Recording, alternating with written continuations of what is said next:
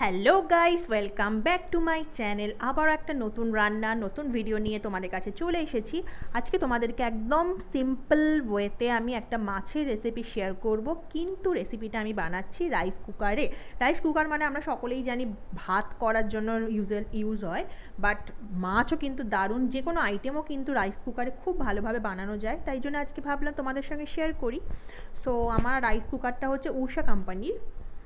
তো রাইস কুকারের ভেতরে এই জালিটা থাকে, এটা হচ্ছে ভাত করার জন্য। জালির ভেতর দিয়ে ভাতের ফ্যানটা বেরিয়ে যায়। তো ফার্স্টে যেটা আমি করছি, দেখো রাইস কুকারে দুটো এরকম অপশান আছে, একটা ওয়ার্ম আছে, একটা কুক আছে। তো কুক বাটনটাতে আমি প্রেস করে নেওয়ার পর আমি ভেতরে যে জায়গাটায় আমি ভালো করে সর্ষের তেল দিয়ে দিয়েছিলাম। তেলটা খুব ভালোভাবে গরম হয়ে যাওয়ার পর আমি আগে থেকে নুন হলুদ মাখানো তেলাপিয়া মাছ, হ্যাঁ আমি এখানে তেলাপিয়া মাছের রেসিপি বানাচ্ছি। তো তেলাপিয়া মাছগুলোকে আমি হালকা করে ভেজে নেব। তোমাদের সঙ্গে আমি একটা কথা শেয়ার করছি। আমার এই রাইস কুকারটা হচ্ছে বহু পুরনো, মানে এই 10 বছর হয়ে গেছে। এটা আমার বিয়েতে আমার বাবা গিফট করেছিল। এর সাথে একটা আলাদা ইমোশন জড়িয়ে আছে। প্রায় 6 বছর পর এটা আমি বার করে ইউজ করছি। তো আমি এই রেসিপিটা তোমাদেরকে রাইস কুকারে বানিয়ে দেখাচ্ছি। তোমরা কিন্তু এটা মাইক্রোওয়েভ আর গ্যাসেও কিন্তু বানাতে পারো। কিভাবে সেটা আমি ভিডিওর মধ্যে বলতে থাকবো। তো এবার অন্য জায়গায় বাটিতে আমি নিচ্ছি সানরাইজের তোমার সর্ষে গুঁড়ো। আমি একটা পুরো প্যাকেটই হচ্ছে সর্ষে গুঁড়ো দিয়ে দিচ্ছি। তার মধ্যে আমি সব কিছু মশলা দিচ্ছি হাফ টিস্পুনের মতো। আমি এখানে লঙ্কার গুঁড়ো, জিরে গুঁড়ো, হলুদ গুঁড়ো সবই দিচ্ছি হাফ টিস্পুনের মতো। আর দিচ্ছি আমি সামান্য স্বাদ মতো নুন। আর দেখো আমি এখানে অল্প একটু পেঁয়াজ ছোট ছোট করে কেটে নিয়েছি, সেটাকেও এর মধ্যে দিয়ে দিলাম। আর অল্প টমেটো। এবার এটাকে জল দিয়ে খুব ভালোভাবে মিক্স করে নেব।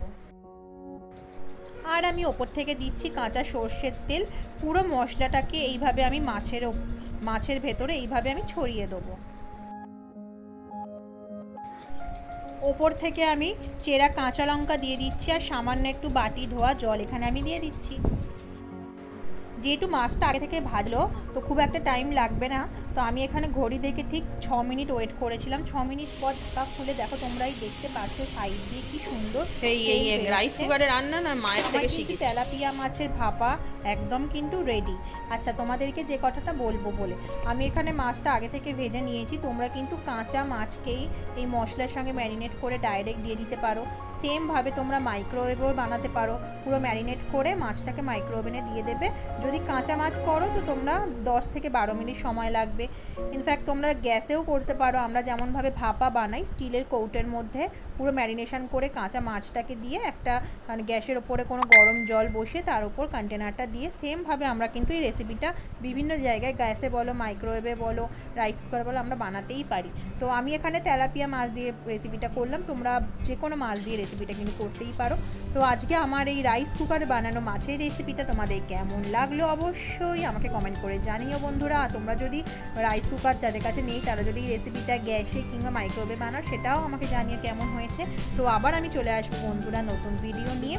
আর তোমরা সঙ্গে থেকো অবশ্যই। আর আমার ভিডিও ভালো লাগলে লাইক শেয়ার সাবস্ক্রাইব করতে ভুলো না।